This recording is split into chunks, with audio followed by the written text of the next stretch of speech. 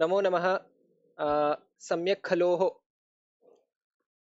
द्विचत्वारिंशत् प्रसङ्गे सुस्वागतं राहुल महोदय। अ, अग्रे गच्छामः। अद्य यदि अन्य कोऽपि न आगच्छति चेत् प्रायशः निःशब्दोऽह्यं अहमेव अं, वदामि। राहुल महोदय भवान् एव ऊहां कर्तुं प्रयासं करोतु। हम्म। अ, नूतनजनाः नास्ति।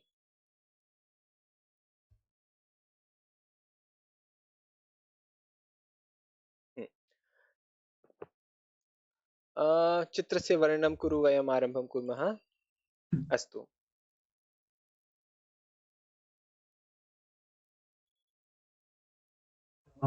द्वितीयचित्रस्य चित्रं वर्णयितुम् इच्छति, हा वर्णयितुम् इच्छामि। हा। हा इदं चित्रे इदानीं चित्रे अस्मिन् चित्रे। हा। अस्मिन् चित्रे अर्जुनः कृष्णभगवानस्य विश्वरूपं दर् द्रो पश्यति। पश्यति। हम्म।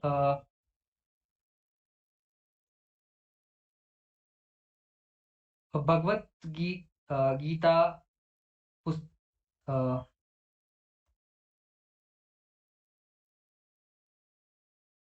पुस्तके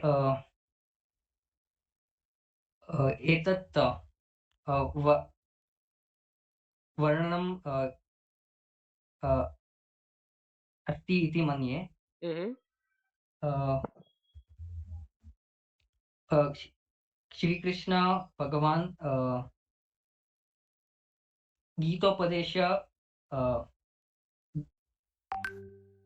दत्वा आफ्टर गिविंग हम्म। दत्वा विश्वरूपं they gave the vishwarupam form, show the vishwarupam form to Arjuna. सः बोधयित्वा बोधयित्वा Hmm. विश्वरूपं प्रदर्शयित्वा कस्मिन् what do you want to say? You want to transfer some knowledge, no? हा गीतोपदेश बोधयित्वा हा। विश्वरूपं दर्शितवान्. प्रदर्शनं कृतवान्। ओके, हा प्रदर्शयितवान्। अस्तु। सम्यक् महोदय। अहं प्रथमचित्रं चिनोमि। हा आम्, एतत् चित्रं बेङ्गलूरुनगरे वर्षा अनन्तरं दृश्यम् अस्ति। वृष्ट्याः अनन्तरं दृष्टिः अस्ति। अत्र आम्, वीथ्यां जलस्य कारणेन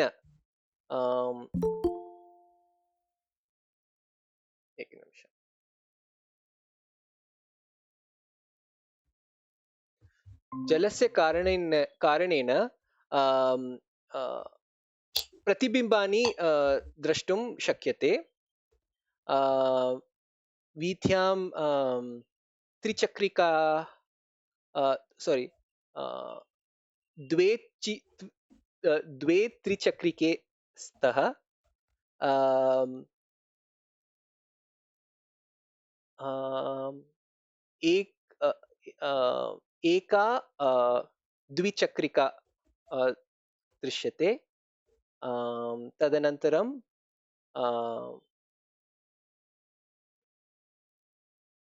कार्यानमपि दृश्यते। श्वेतवर्णकार्यान अपि दृश्यते। नमो नमः मालती महोदय। नमः नमो नमः। चित्रस्य वर्णनं कुरु महोदय। द्वितीयचित्रं चिनोमि। अस्तु। भगवान् कृष्ण ओ। विश्वरूपं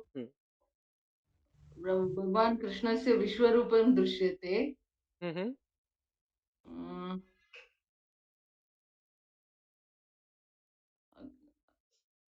Bhagwan, yeah, no, like in front of him is पुरतः Prishtata. No, पुर Puratah. पुरतः Puratah Arjuna asti. हम्म Uh, कृष्णस्य रूपं बहु भव्यं भव्यं प्रचण्ड च अस्ति कः प्रचण्डः कृष्णस्य रूपं ओ ओ अस्तु पृष्ठतः किम् अस्ति आकाशः आकाशः भवनमपि अस्ति न आम् भवनानि अपि सन्ति भवनानि सन्ति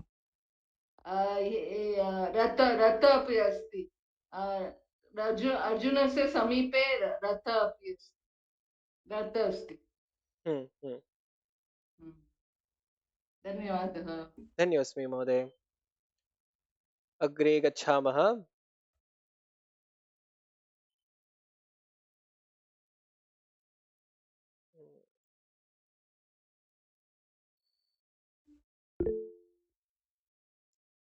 कोऽपि आगतः वा रेस्ड् हस्तम् ओ हस्तं वा उद्घाटितं अस्तु अद्य अग्रे किं भविष्यति किञ्चित् भिन्नरूपेण वयं क्रीडामः अहं दृष्टवान् प्रायशः एकः एव कथा पूरयति खलु परन्तु अहं चिन्तयामि वयं सर्वं मिलित्वा रचयामः चेत् सम्यक् भवति अतः वाक्यत्रयं यथा पूर्व चित्रस्य वर्णं कुरु मध्ये अपि त्रीणि वाक्यानि सन्ति तथैव वाक्यत्रयं रचयित्वा अन्यजनान् अवसरः समर्पयतु अवगतं वा अतः अहं किञ्चित् समयः ददामि प्रथमः कः इति उक्त्वा तदनन्तरम् जनान् समर्पणीयं कः वक्तव्यम् इति अपि वक्तव्यं खलु अवगतं वा यथा अहं प्रथमं गच्छामि अहं वाक्यत्रयं रचयामि तदनन्तरम् अहं वदामि काव्यमहोदय अग्रे किं भविष्यति इति वदति इति अहं वदामि अवगतं वा एतादृश पुनः काव्यमहोदय वाक्यत्रयं रचयित्वा राहुल महोदय अग्रे किं भविष्यति इति वदति इति सा वदति अवगतम्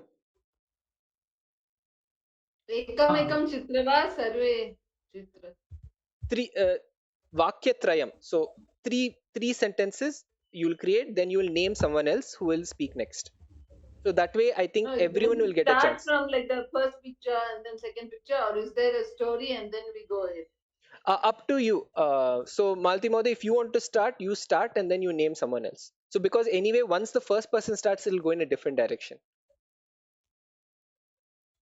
okay अस्तु अहम् एकनिमिषं ददामि कः प्रथमं गन्तुम् इच्छति इति वदतु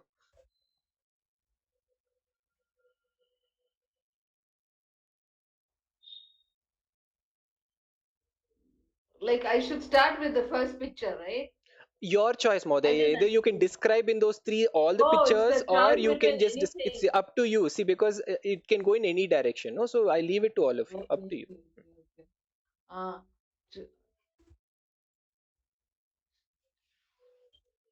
चोरः धावति following him अनुसरणं करोति आरक्षः अनुसरति अस्तु चोरः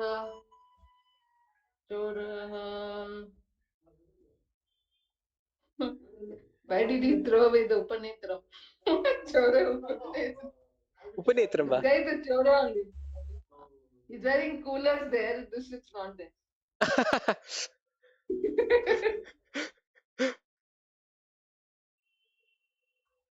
Or David, David, when he was running, like David Samay, no, no. धाव धावनं कृत्वा Davatah, हा Upanetram fell down. Girati, निष्कासयति fell down. निष्कासयति Nishkashasti is it he leaves it, no? हा Like it हा falls on its own, also Nishkashasti.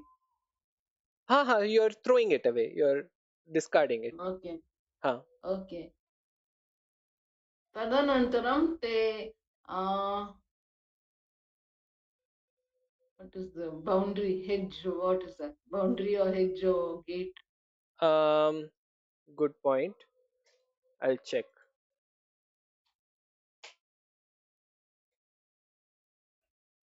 स्तंभकर, nice word. Stambakara, very good. Stambakara jumps over it. Udyanam, Vati Udyanam. स्तंभकरस्य उपरि Jumping over is Udyanam. or what? उड्यानं वा, एकनिमिषम्. I think so. I've heard something.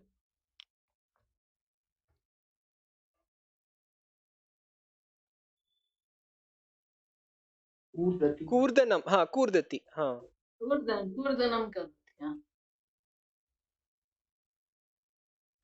अस्तु. Okay. त्रीणि वाक्यानि अवगत अभवत्. मालती महोदय, अन्य अग्रे किं भविष्यति इति कः वदति? Kavya vadati. काव्या वदति. काव्या महोदय. क्षम्यतामहं बहिः अस्मि। ओ हो हो, अस्तु तर्हि मालती महोदय अन्य कोऽपि वदतु.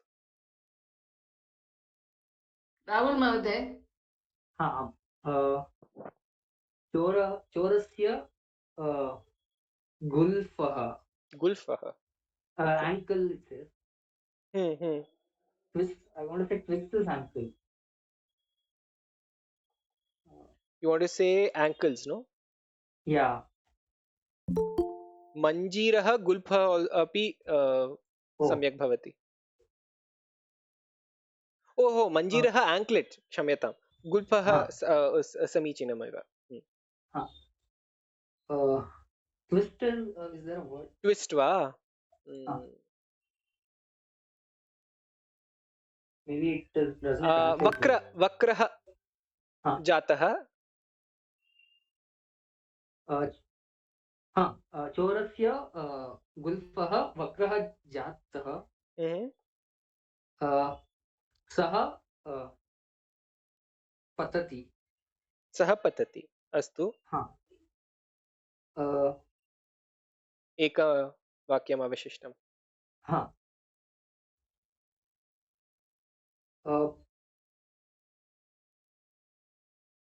Police catches up to him. आरक्षकः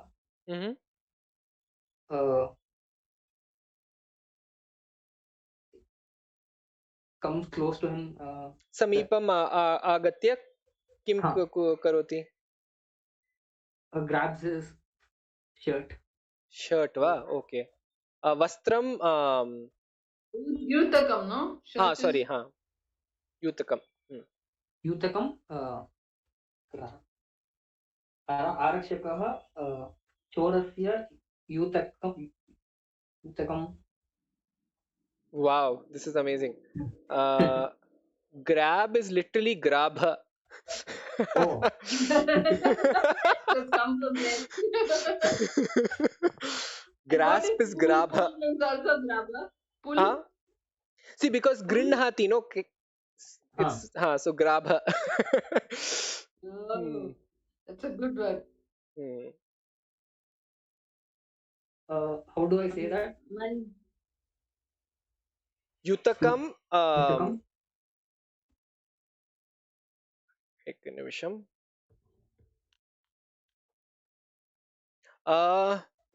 I need to check. Grabha is pulling va.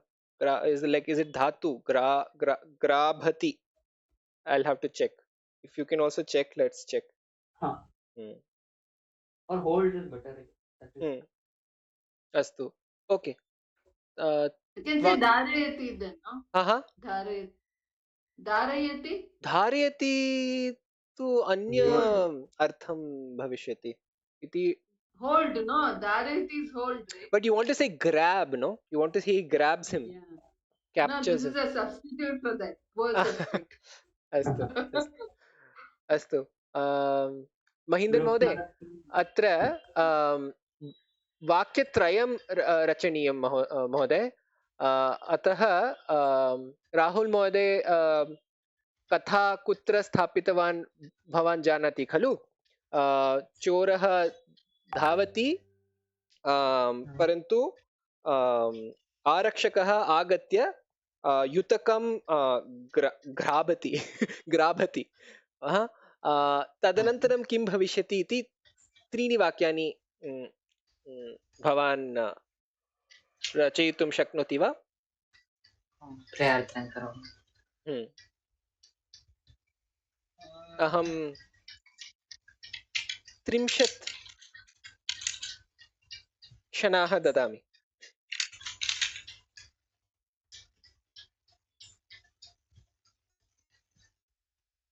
He turns into the next road. Kadam Badali. He turns into the next road. Okay. चोरः अन्य वीथ्यां पलायति. Turn, you want to say turn. Palayati is run. You want to say turn. Okay. Is he still the chore? I thought someone will change it on the way. Huh? Is he still the chore or what? Oh, you want to give a twist, huh?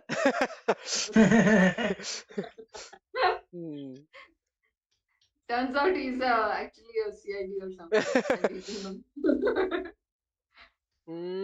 अहं परिवर्तः इत्युक्ते about turn, निष्करण turning away,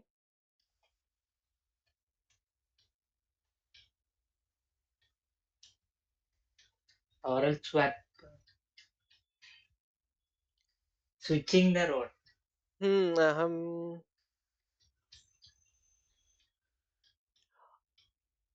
अवांछित turn towards. So I think you want to say turn towards a different road, right? अन्य वीथ्याम् अवांछितः.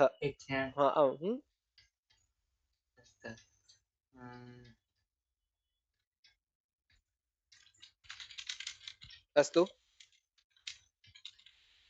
अग्रे. तदनन्तरं सः नष्टः अभवत्. किमर्थम् अग्रे वीथि नास्ति वा? He got lost. After that, the policeman couldn't see. Oh, policeman couldn't see. तत् कारणेन तेन कारणेन आरक्षकः द्रष्टुं न शक्यते. चोरः चोरस्य अनुसर Nirdashayati or something, no? Not being seen as Nirdarshayati or something like that, right? पुनः द्रष्टुं न शक्नोति. I mean, I'm making it simple. अथवा you want to say निर्देश. So Malti Mate, what were you saying? Drishtam, I think. Nirdrishtam, not being able to see. निर्दृष्टम् इति शब्दमस्ति वा? Police आरक्षकः तं न दृष्टम्. I think that's not conveying. I think you want to say he couldn't see. अनुसरणं कर्तुं न शक्नोति. Disappear. निर्गच्छति for disappear. निर्गच्छति. परावृत्त. Adjective.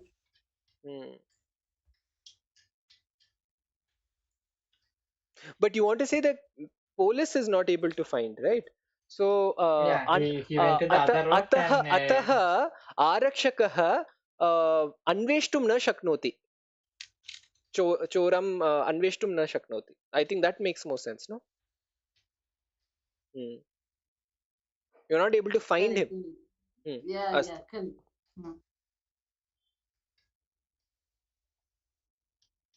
अस्तु. काव्यमहोदय अधुना सर वक्तुं शक्नोति वा भवती? बहिः एव अस्मि।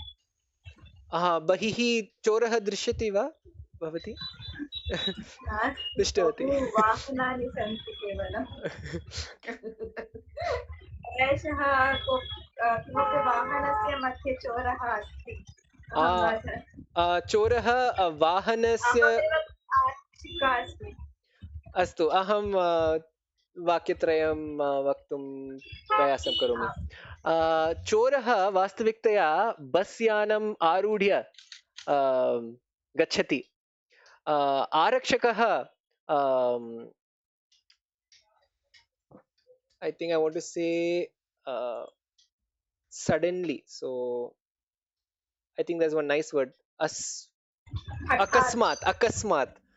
Akasmat बस् याने चोरः गन्तुं पश्यति. अतः सः पुनः कार् यानस्य मध्ये अनुसरणं पुनः करोति.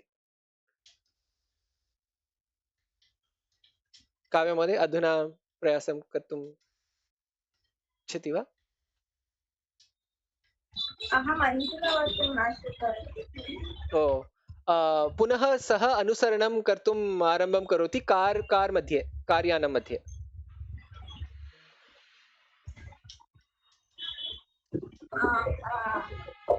सः अनुसरित्वा चोरः आरक्षकालयमेव गच्छति। आरक्षकालयं आरक्षकालयं सः एव गच्छति. अस्तु अस्तु, सम्यक्. Surrender, not surrender. Sharanagati karoti.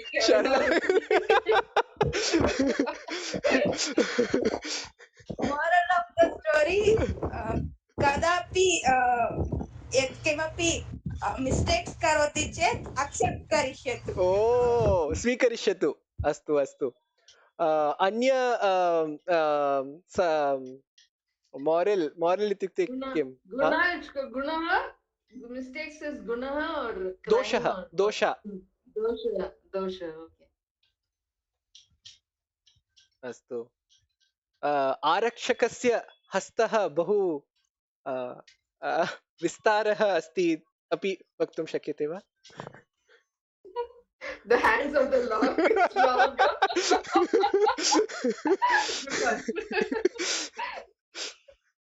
अस्तु, अग्रे गच्छामः. अधुना निशब्दोह्यं मालती महोदय.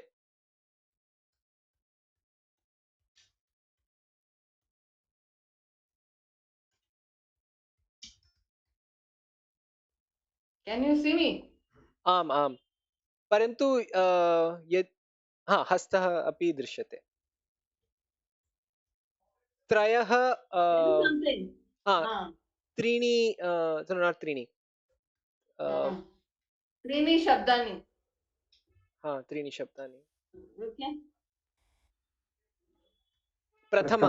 प्रथमशब्दः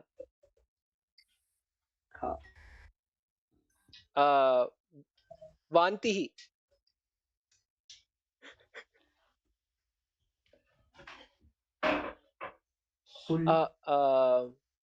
पेन्. ओके.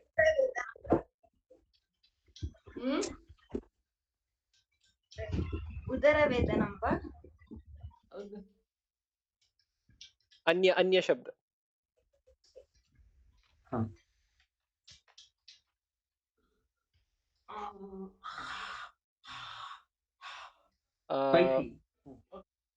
द्वितीय शब्द.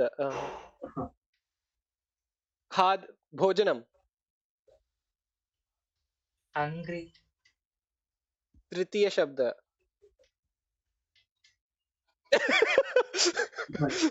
मरणम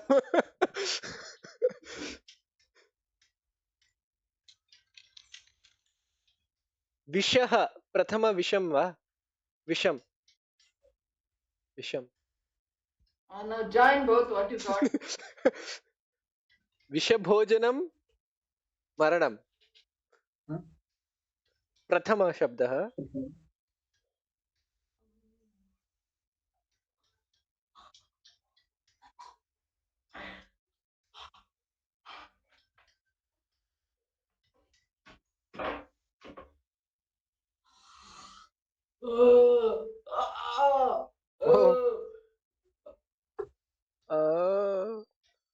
is what's the word for pain? Pida.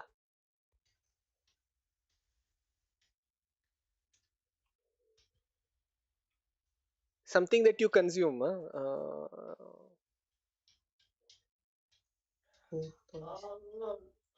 Vedana. Vedana.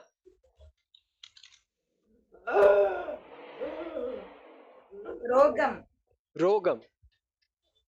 Rogam va? Rogam. Join Rujinam. both. No, what I got? I Huh? got 2 words, right? I got 2 words, right? So join that. द्वितीय I'll get भोजनम it. तृतीय मरणम भोजन जननम भोजनम मरणम No, Bhojanam, not Maranam. oh You told Visham, no. oh Visham Bhojanam, Visham. Visham So the first one is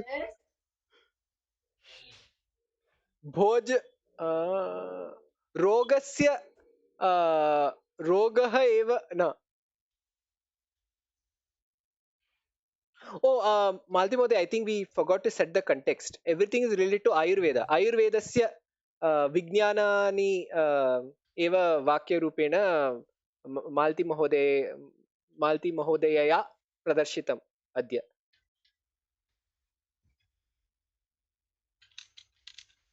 अधिक भोजनं वा Gluttony. अधिक what भोजनं Adhika Bhojanam. Adhika Bhojanam. Gluttony. न जानामि भोजन शीघ्रं मरणम्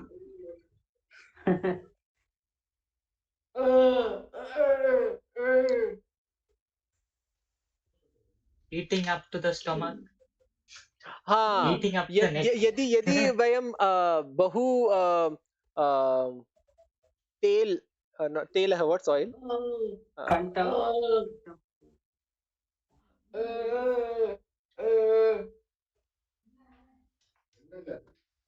बर्पिंग वा यदि वयं तैलिक भोजनानि स्वीकुर्मः चेत् Burping happens when? When does burping happen? Kavya.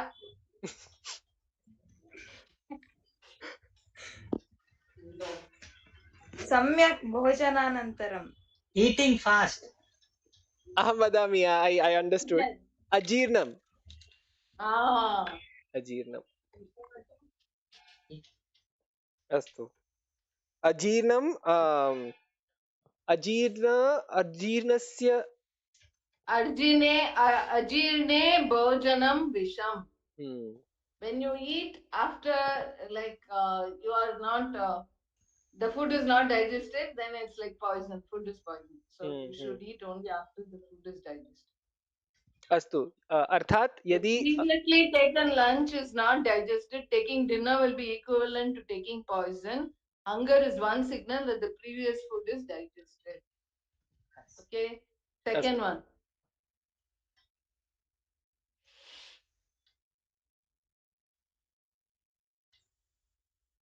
Tell ya, 3 words.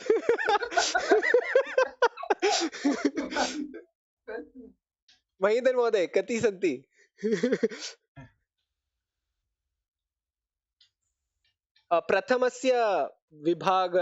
प्रथमविभागं खण्डनं प्रथमशब्दः एव खण्डनं वा अथवा प्रथमशब्दस्य खण्डनं कर्तनं, विभाजनं,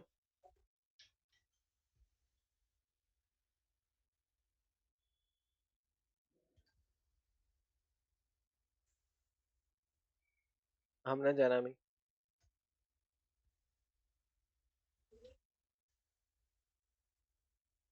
लेपनं,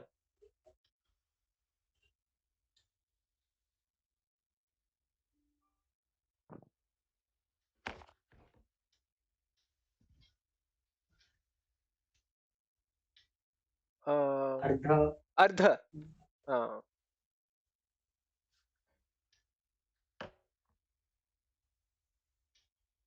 Okay. द्वितीय शब्द, प्रथम शब्द अर्ध, हाँ, द्वितीय शब्द No, Prathama Shabda part is O Ardham. Dvitiya Shabda. निद्रा निद्रा,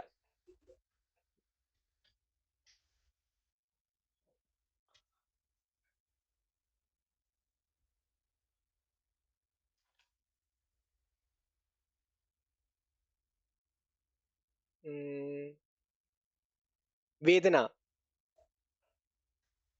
रोग, Now, Ardha Roga, the other one is Hari. Ardha Roga Hari Nidra.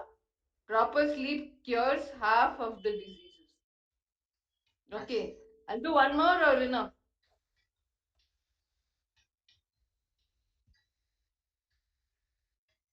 अन्य जनाः एव वदतु।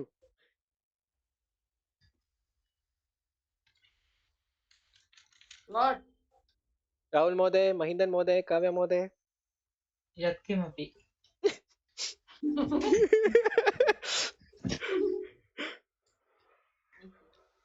Okay, third one, na? अहं प्रयासं करोमि महोदय, अहं प्रयासं करोमि। Okay. You're going to mime, no? हाँ हाँ,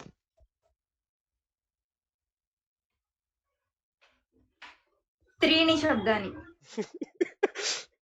Yeah.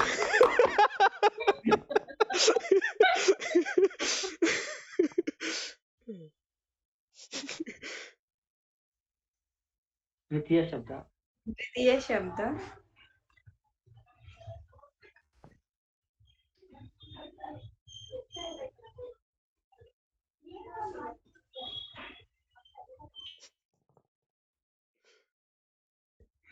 किम् अस्ति रोगी रोगी वा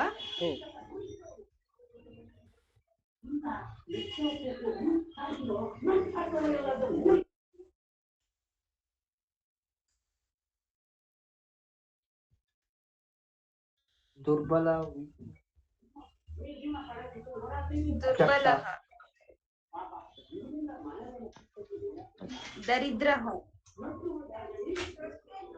भिक्षुकः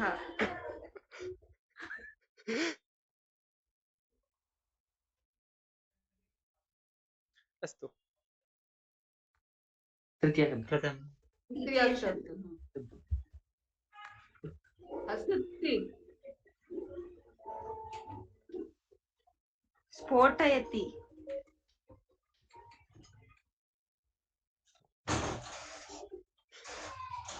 विकसति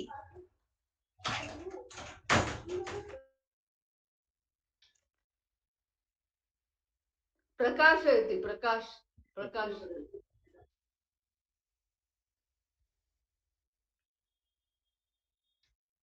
प्रथम शब्द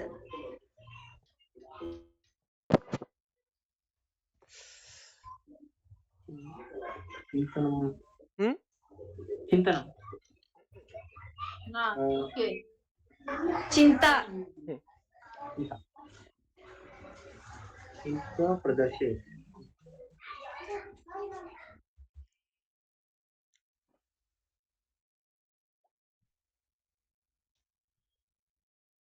रुग्ण.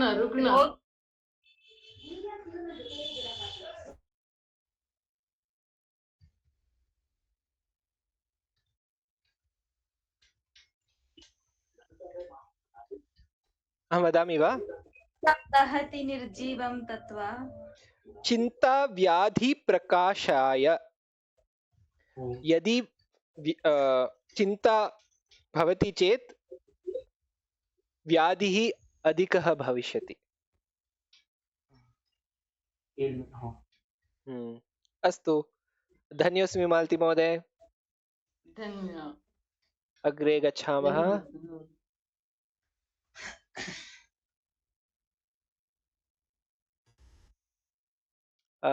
श्रीमती सीमा महोदय नास्ति, अतः अग्रे गच्छामः। ओके, हाँ, रमाकान्तः श्रीशः अस्ति। राहुल महोदय, महीधन महोदय, एकमेकं कृत्वा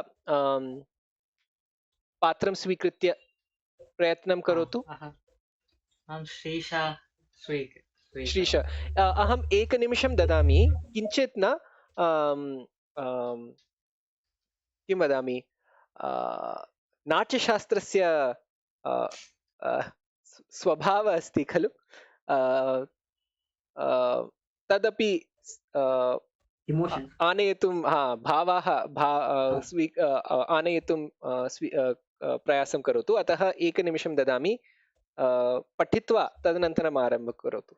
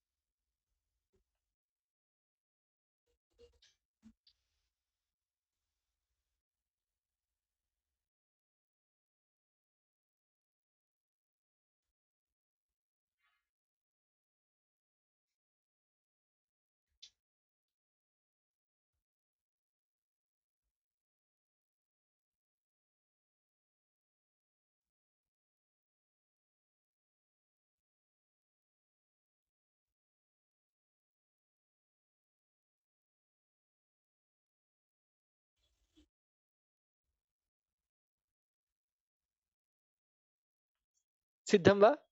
सिद्धः वा? अहं सिद्धः। आरम्भं करोतु। एकनिमिषं, महीधन महोदय, भवान् अपि? श्रीशः। सिद्धः वा भवान्? ओके, अस्तु। हरि ओम रमेश, अहम् उत्तीर्णः। सफलतायै अभिनन्दनानि। मधुरं कुत्र? आगच्छतु भोः, इदानीम् एव दापयामि।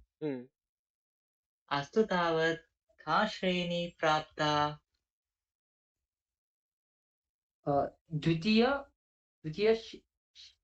श्रेण्याम् उत्तीर्णः। द्वितीयश्रेण्याम्? आं भोः, अद्वयतः प्रथमश्रेणी न प्राप्ता। प्रथमश्रेणी प्राप्येत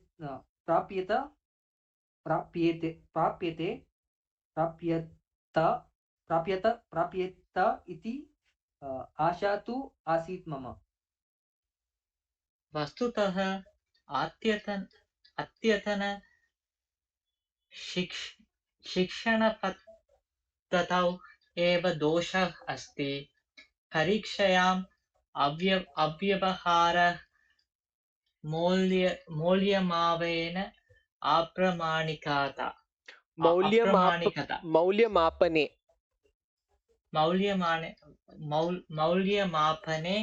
अप्रामाणिकता। अतः किम्?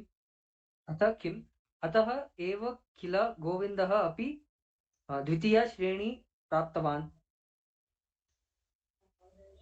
गोविन्दः ऊर्मिर्न वा?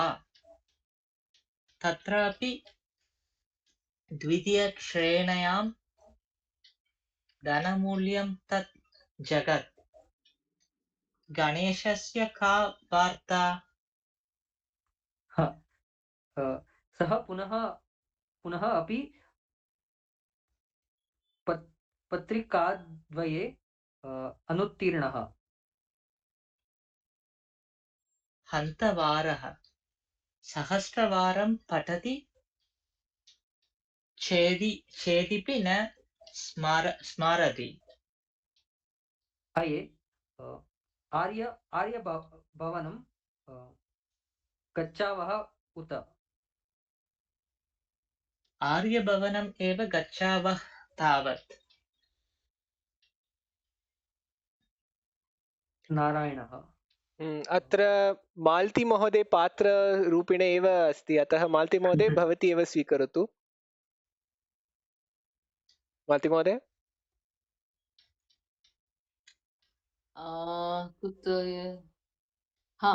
आगता अहं एकनिमिषम्। नारायण अस्ति, गोविन्द अस्ति। नारायण कः? अहं अस्तु, गोविन्दः अहं स्वीकरोमि। हरि ओम्, प्रसन्नः अस्ति वा? आगच्छतु, उपविशतु। प्रसन्नः प्रायः नास्ति। किमपि वक्तव्यम् आसीत् वा? वक्तव्यं किमपि नास्ति। अद्य आरभ्य सहाध्यायनं कुर्मः इति प्रसन्नः उक्तवान् आसीत्, अतः आगतवान्। इदानीं सः कुत्र गतवान्?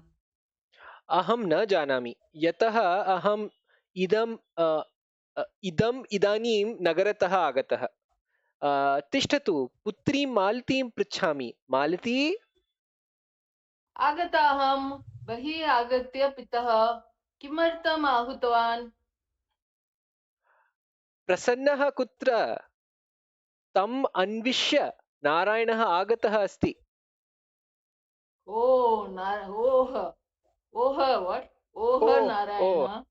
नारायण। नारायण। प्रसन्न 8 वादनपर्यन्तम् अत्र एव आसीत्। Idam idanim. I think it's like in Tamil you'll say ippodan, just now. So it's a dot. Idam. Okay. Ha, idam idanim. Idam idanim. Bahi gatwan. अहम् 8 वादने एव आगच्छामि इति उक्तवान् आसम्, किन्तु गृहे अतिथयः आगतः सन्ति, अतः विलम्बः जातः। सः कदा प्रत्यागच्छेत्? Prati agachet. So when will he return? Wait, I can't see it. Wait. Is it too small? No, you make it. No, You can zoom it. Yeah, now I can see. अहं किञ्चित् zoom करोमि वा? प्रायः अर्धघण्टानन्तरं गच्छेत्। अधुना zoom मध्ये वर्धयित्वा दृश्यते वा? दृश्यते। अस्तु। नारायणः। अस्तु तर्हि श्वः अहं तं पश्यामि। Wait. I pressed the wrong screen, I think. So. Oh. Now okay. कथयिञ्चित् तिष्ठतु भोः। तिष्ठतु भोः। नारायणः आगत चेत् नारायण आगत चेत् स्थातुं वदतु इति उक्त्वा गतवान् सः। नैव, मया शीघ्रं गन्तव्यमेव। अतिथयः आगतः सन्ति किल? गृहे पिता अपि नास्ति।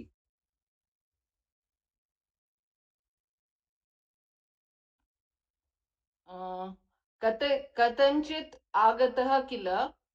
तिष्ठतु नाम। नैव, इदानीम् अहं गच्छामि। यथा कथमपि सः श्वः विद्यालये मेलिष्यति मेलिष्यति. किल? Make it smaller, Varun. Oh, I is it? It's can't causing see. problem, huh? Okay, sorry. Kshamyata. Yeah, yeah. Astu now. Wait. अहं लघुकरणं कृतवान् पुनः. Yeah, one minute. क्षम्यताम्, अहं चिन्तितवान् सुलभं भवति इति. अस्तु. Wait, 1 minute. What is happening? I'm not getting. I'm getting y'all or that. Both is not happening. अस्तु अस्तु नाम तत् तावदेव. अहम् अग्रे गच्छामि. ओ तावदेव. काव्या महोदय, भवती मालती महोदयया सह एकवारं वाक्य सोरि सम्भाषणं रेकार्ड् कर्तुं शक्नोति वा? वाय्स् काल् कृत्वा रेकार्ड् करणीयं वा? हा, परन्तु यदि अन्य किं वदामि, नॉइस् इत्युक्ते किम्? शब्दः यदा नास्ति तदा यदि रेकार्ड् करोति चेत् श्रीराम महोदय स्वीकर्तुं शक्नोति. नो चेत् सः पुनः कर्तुं वदति.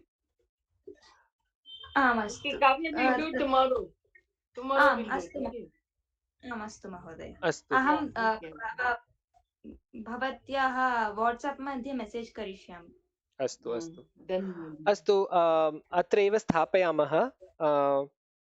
9 न अभवत्, परन्तु 5 निमिषाः सन्ति. अन्य कोऽपि किञ्चित् वक्तुम् इच्छति वा?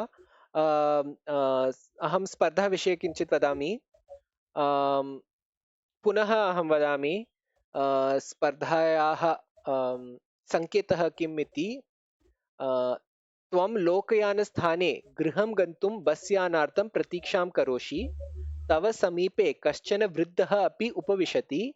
यदा तस्य बस् यानम् आगच्छति सः चिन्तामग्नः यानम् आरूढ्य गच्छति. यस्मिन् स्थाने सः उपविष्टः आसीत् तत्र तेन विस्मृतं स्यूतं दृष्ट्वा त्वम् आह्वयितुं प्रयासं करोषि, परन्तु बस् यानं पूर्वमेव प्रस्थितं. त्वं केवलं बस् यानस्य संख्या 201 इति जानासि. अग्रे किं भविष्यति? न्यूनतम 20 वाक्यानि उपयुज्य कथा रचयतु. अत्र स्पर्धायाः निर्णेता अपि जानीहि. श्री प्रवीण भट्टः बेङ्गलूरु नगरे निवसति. संस्कृत अनुरागी अस्ति सः. अनेकवर्षेभ्यः अध्ययनं च अध्यापनं कुर्वन् अस्ति. सः अन्तर्जाले नैकेषु गणेषु विविधैः व्याकरणाभ्यासैः चर्चाभिः कथाभिः च छात्राणां संस्कृतासक्तिं वर्धयितुं प्रयतते. So he's been trying through various online groups, through online discussions on Vyakarana and stories and discussions to instill more, you could say, enthusiasm in Sanskrit students. He has a message for all of us who's participating, and I'm requesting all of you to participate. There are only 2 weeks to go. Huh? Kathayaha bhasha sarala sugama शुद्धा च भवेत्, किन्तु रोचकतया पठितुः मनः हरेत्. काव्यः रचयितवान् सः. अत्र एव अहं स्थापयामि. यदि प्रश्नः अस्ति चेत् कृपया पृच्छतु. वर्ड् डॉक्युमेंट मध्ये प्रेषणीयं वा? वर्ड् डॉक्युमेंट मध्ये अथवा ईमेल मध्ये एव यदि प्रेषयितुम् इच्छति चेत् तदपि कर्तुं शक्यते. अस्तु, धन्यवादः. अस्तु, अत्र एव स्थापयामः वा? धन्यवादः. शुभरात्रि.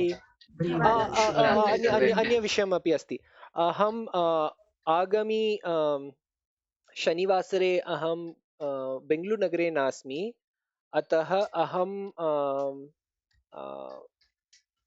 चालकः पदवी स्वीकर्तुं न शक्नोमि। यदि अन्य कोऽपि कर्तुम् इच्छति चेत् कृपया वदतु, नो चेत् न भविष्यति समूहः, खलु? तावदेव। अस्तु, पुनर्मिलामः यदि अन्य आषाढ मासस्य अन्ते